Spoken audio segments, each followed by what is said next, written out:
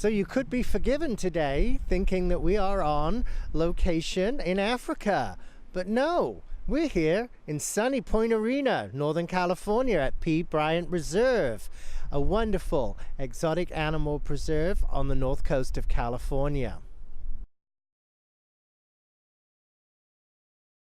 Hello, we are here at the B Bryan Preserve in Point Arena, California, and I'm delighted to have with me Judy Mello. Judy, thank you for inviting us. Thank you for coming. Judy, would you tell us a little bit about the animals that you have on the preserve? So yes, we have three types of antelope. The first antelope we ever got was sable, and we actually still have Mabel the sable out there today. Sable are gorgeous antelope, really big. They have enormous, massive horns. The males actually turn almost jet black when they're about 4.5 years old, and their horns curve back like the letter C. So very gorgeous animals. The second species we have are roan antelope, which are now, they're projected in 5 or 10 years to be on the endangered species list. Their numbers have dropped significantly, and mainly that's due to human encroachment on their environment. And the roan antelope are reddish colored, which is where they get the name roan from. They have really nice, big, long ears and horns similar to a sable. The third species we have is the very elusive kudu. And kudu are browsers, which means they like to hang out in the brush because they eat off of the trees and bushes. And they're actually called the gray ghost of Africa because they're extremely shy. And sometimes guests don't get the pleasure of seeing them, but when they do, it's really great because females don't have horns, but the males make up for the females' lack of horns by having these huge spiral horns. Then we have 3 species of zebra. So most people think there's one zebra, Right. but there are actually 3 different kinds. One of the few places where you can see all 3 together. So the first one we have is the most common zebra. And we only have one of those because there's like 850,000 of them across Africa. So we have one, his name is Elvis, and he's here for show. And he lives up to his name, Elvis, in all different kinds of ways. The second species we have is the mountain zebra. Only 6,000 mountain zebra left in the world, and they're from the mountains of Namibia. And very curious animals, very unusual animals. They have this really nice zipper pattern that goes down their back to their tail. And then the last species, but not the least, is the grevy, known for huge ears, really big, large animal, little skinny stripes. Only 2,000 of those left in the world. So the plight of the grevy zebra not looking quite so good, but mountain zebra numbers are increasing a little bit, so doing well there. We've been trying to get giraffe here for 5 years, and finally got them. We had to build a barn, we had to get all kind of permits, and we have 3 wonderful young boys that came from San Diego Safari Park. They range right now from 1.5 years old to 3 years old. Rothchild are the largest living mammal, the tallest living mammal on Earth, and this is the tallest species of giraffe. Although they're tallest, they're also one of the rarest. There's only 700 left in the world, so they are on the endangered species list. These guys are so neat. They have, they're called the knee sock giraffe because they don't have spots below their knees. And they also have 5 horns, which some are not real visible, but they've got like a tomahawk that comes out of their head. And then the 2 ossicones on top and 2 small horns behind that. Really fascinating animals. And it's great because guests can feed them treats, carrots, apples, yams, and they're just beautiful animals. So we are not really open to the public in regular 9 to 5 hours. We do 2 visits twice a day, one at around 9:30 in the morning and the other one in the late afternoon, around 3:30 in the afternoon. And we do those visits that coincide with our feeding time so that we give the guests a really nice experience to be able to see the animals up close. And we feed in the morning, just a little bit of hay, and it gives us an opportunity to count noses and make sure everybody's here and everybody's well. And then we do their major feeding late in the afternoon where they get their hay and their grain, and it gives the guest a really good experience to see the animals up close. What type of accommodations do you have on the preserve for people to stay? So we have 3 types. We have 3 units on the property at B Bryan Preserve. We have a carriage house, which is above our garage. We also have 2 cottages that Frank built, and they are solar heat and hot water. They are made from reclaimed hardwood, old stained glass windows, and they all have hot tubs on the deck as well as small kitchens inside the units. So it's almost like being on your own little private safari. Absolutely, because some of the zebra we have are free ranging, so they'll come and drink water right out of the pond while you're sitting in the hot tub. How amazing. So the giraffe house took us 3 years to complete. We've been working on getting giraffe for 5 years. The house on the outside is actually out of old red cedar, and the inside is old growth redwood, and it also has stained glass windows in them. So don't know if any other giraffe house has that, but our guys have it. They have the luxury. That's right. And so when the guests come in to the barn, they go up into a mezzanine, and they can actually hand feed the giraffe carrots and treats, and maybe even get your hair licked by a giraffe. So Judy, what are you feeding the antelope? So the antelope, the zebra, and the giraffe all get alfalfa hay, which we get 3 or 4 times a year. We get loads in from either the valley in California or in Oregon. And what do the giraffes mainly eat? So the giraffe have a special giraffe grain that's a special brand that's made for all the zoos across the United States. And it is made up of a lot of different grains that are good for their nutrition. And so they get alfalfa hay, they get their special giraffe chow, and then they also get treats. We feed them carrots, apples, yams. We also cut browse, which is branches from the local acacia tree. Mm-hmm. They like roses, both the flower and the leaves, and also bamboo. This isn't really a normal kind of hobby, or it's more of a vocation. You don't think it's normal? How did this all blossom into the preserve that it is today? So, everybody always asks why. And I can never really give a definitive answer as to why we started doing what we're doing. How we got started was when I'm originally from Mississippi, and Frank, my husband, is from California, and he came to Mississippi for work. We were both working for a major corporation. Nothing whatsoever to do with African animals. But on the weekends, we got involved taking care of some exotic animals for some people. Liked it so much that Frank went to West Texas, where you can still buy these animals, and came back with sable antelope. And we had the land, which was my grandfather's land. So we just started raising sable antelope. And once we started raising sable antelope, then we started researching a little more about the plight of these animals and how their numbers are declining significantly across their native habitat. So from that point, Frank retired from the corporation, and we got roan antelope and kudu antelope. The company I worked for wanted me to move to Cincinnati, didn't want to go to Cincinnati, and we had always planned on retiring here before we got into the animals.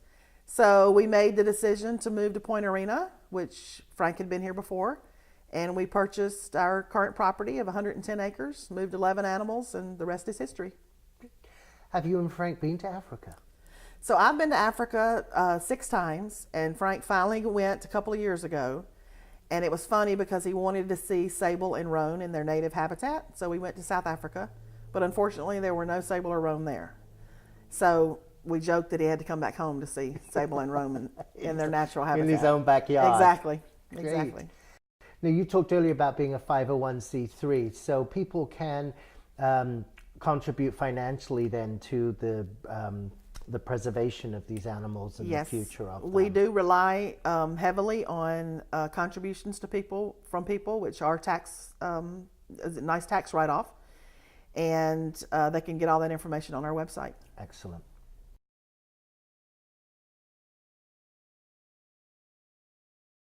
And now I'm joined by Frank Mello, who is the husband of Judy Mello and the co-owner and operator of B Bryan Preserve. Frank, nice to have you join us. I'm very well, thank you. So tell us a little about yourself.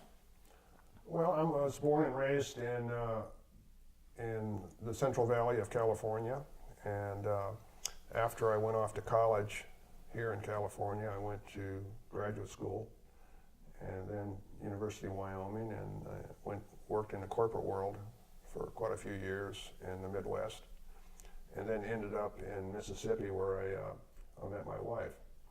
And while we were there, I have friends in West Texas that have exotic animals on their large ranches. Got interested in what they were doing and conservation, and we acquired some African antelope and put them on our ranch in Mississippi. And then about 7 years ago, we had an opportunity to move back here, and we brought our animals with us. Our ranch is still there, but we're here, and we've set up a conservation center here called B Bryan Preserve. And tell us a little bit more about the conservation of the preserve and its mission. Our mission is, we're not a zoo. If you want to see a lot of animals, you go to a zoo. We're not a sanctuary. What we are is a private breeding and conservation center for rare and endangered species. And all of our species focus on Africa because we believe that that continent is under terrible stress right now. Animals are being decimated. And so we've decided to focus on just a few species. 3 species of zebra, 3 species of antelope, and giraffe. And you can't be everything to everybody. So we've focused on those species to make a difference. And what we have here, our preserve is 110 acres, but we have fields of 5 to 40 acres. And we allow our animals to be in large areas where they can breed and be close to their natural habitat as possible. And we have large herds here. We actively breed and provide animals to other preserves and to zoos. And it also allows us to study their behavior, because even in Africa now, it's very difficult to even do that. And when you study the behavior, do you share that information with other organizations? We are members certified with the American Zoological Association, and we do, because you got to understand, all zoos have a lot of animals, but they have them in small areas. Most zoos have been started in a city, and then they get landlocked, and they don't breed very much because they have very small spaces, and you can't really evaluate animals in areas. You've got animals in zoos, not to be critical, but are naturally used to large spaces where they can run. And in most zoos, they can't even do that. Here they can. And the public can come and enjoy and Yes. benefit from Yes. that. And it's certainly a lot easier to come here than it is to go to Africa. But you have to understand, in Africa, the way things are going over there with the explosion in human population, and now the extraction of resources in the continent, that the animals are disappearing. And I make a prediction that in the next 90 years, there will be no African animals left in the wild. They will only be in private preserves over there and around the world.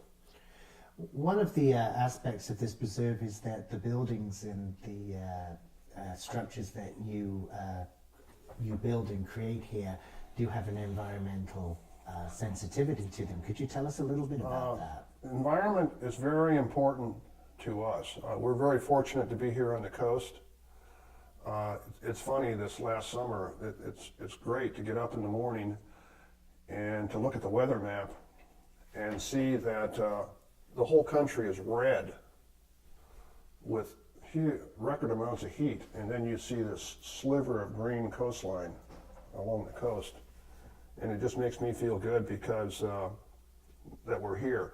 However, I am very concerned about the direction the world is going on the environment, primarily with climate change and mainly the overpopulation of humans and the carbon dioxide. It's going to greatly change the earth, and in our own way, we are trying to make a difference here, not only with the animals, but all of the buildings that we have. For example, the giraffe house that we just completed is made up of all reclaimed red cedar and old growth redwood.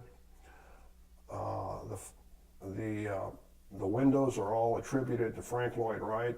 It's all recycled. Our cottages are all reclaimed. We have 130-year-old staircases and original Art Deco lights in our cottages. And it's important to us to use materials that already exist. And to go beyond that, we're very interested in energy use. Our cottages now, their heat and hot water are all from the sun, hydronic. And our giraffe house is going to be hydronic. It's partially is now, but it'll be totally used by the sun in terms of photovoltaic electricity is in our plans. And we hope that within the next 5 years, this conservation center will be neutral carbon. Great. What is your sense when the public come to you and they hear and learn a little bit more about the plight of these animals? Do you find that people are aware of the severity of the disappearing animals, or do you find that it's quite a shock for them when you tell them about that? The only people that I find that are in the know are people that have traveled the world, and they know. But to my amazement, a lot of people do not have a clue of what's going on. Just an example, in Africa, the population of humans there is approaching 1 billion people.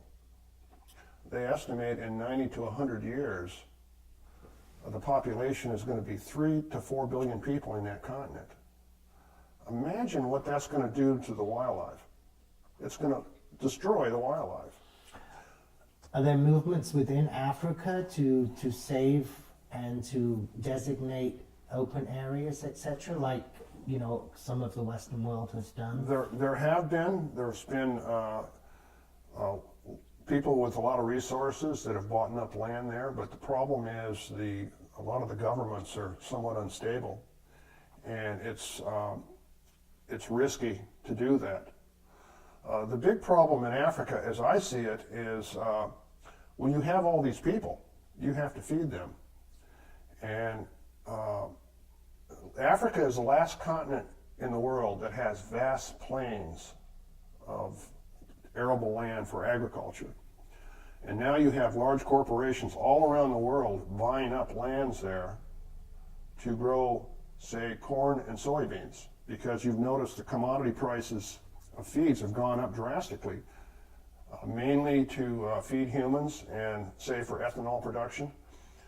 And all that, if you've seen the shows on TV about the Serengeti, the Great Migration, which is a World Heritage, is under threat right now. The Chinese government is mining rare earth metals in the area of Lake Victoria, and they're trying to put a highway right through the Great Migration, which would eliminate about 1.5 million animals. Now, why would a country like Kenya and Tanzania, why would they do that and destroy your greatest treasure, which is your tourism and your animals? It's all money. And nothing against Iowa, but if you've driven through Iowa and Nebraska and those areas, we used to have the greatest migration here. It was the American bison. We had millions of them. And the white man came into North America and almost destroyed the bison to extinction. But thanks to people like Ted Turner, that bought up large tracts of land, are trying to bring the bison back. But in Africa, it's happening all over again. And could you imagine Africa not knocking Iowa, but looking pretty much like Iowa? What more is to be said? Absolutely. I have my opinions, but the Gates Foundation, very honorable to spend lots of money in that continent, saving lives from malaria and different diseases. But my question to them is, in 50 or 100 years, when you've got 4 times as many people, you've wiped out all the wildlife, then what are you going to do? You're going to be dealing with starvation. So my opinion, my recommendation to them is, if you're doing these great things, you need to understand the consequences of those results. And it's a very complex problem, but the animals are going to be destroyed. And you see beautiful animals like giraffe and rhinoceros, and imagine the world without those animals. What would this world be like? It's for humans to make that decision. But everybody says, well, it's not going to affect me, it's going to affect my children. Well, yeah, it's going to affect, but imagine that. We have a couple of species that are still common in Africa, but we have 2 or 3 species that are very rare and very important. The Grevy zebra. The Grevy zebra, there used to be thousands of them in Kenya and Ethiopia, Somalia, Eritrea, Sudan, and now there's only about 750 left in the wild. And we have almost 1% of the world's population here, and the prognosis for the Grevy in the wild is 0. It's due to climate change. There's been a drought there for 10 years. The explosion in the human population, tribal warfare. One of the biggest killers of the Grevy, well, other than anthrax, which is a disease, is AK-47. You've got rebels out there cruising around, fighting each other. They see a whole herd of Grevy zebra, wipe them out in 10 seconds with a Kalashnikov. They're not Boy Scouts, they're not over there getting their merit badges. And they're disappearing, they're gonna be gone. And if you see them, they're the most beautiful animals in the world. The Ugandan or Rothchild giraffe, 650 left. I've got a battle on my hands here. The American Zoological Association is discontinuing breeding of Rothschilds because there's not enough genetic diversity here.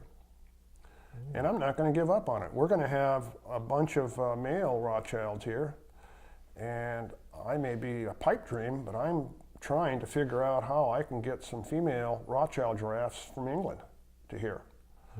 If I could get some type of a corporate sponsor, it's just a special species.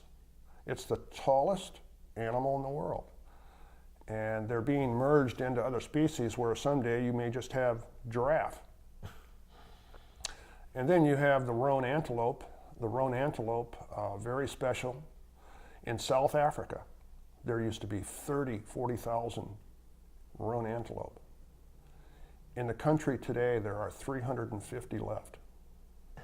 Well, I would just like to thank both Frank and Judy, who is not here with us at the moment, but please thank her on our behalf. It's been most enlightening. It's been exceedingly enjoyable experience, and I highly recommend and encourage visitors and locals alike to please come and explore this amazing little chunk of Africa that we have in Point Arena.